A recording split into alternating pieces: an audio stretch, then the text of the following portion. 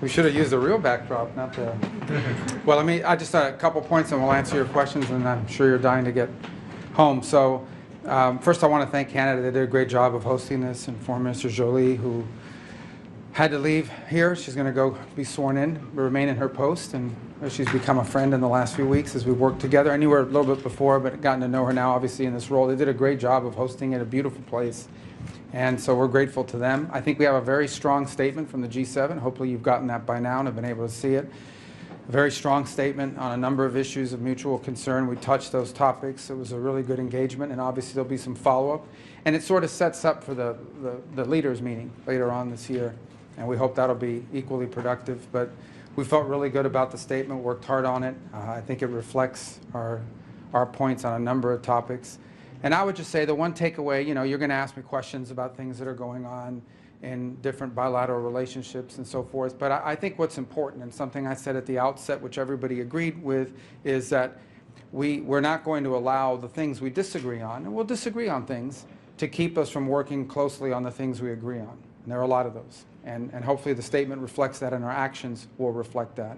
And so we feel really good about it.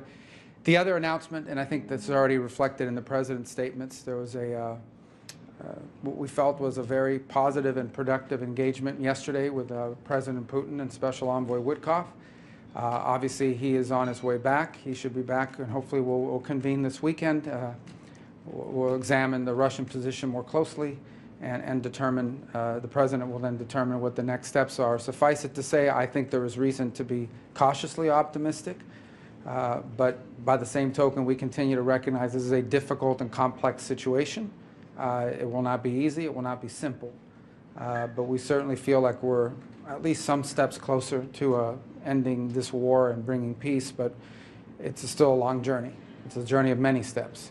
But this is positive momentum. Obviously, we'll see what Russia and others are willing to do. It's not just Russia. Obviously, it has to be things acceptable to Ukraine.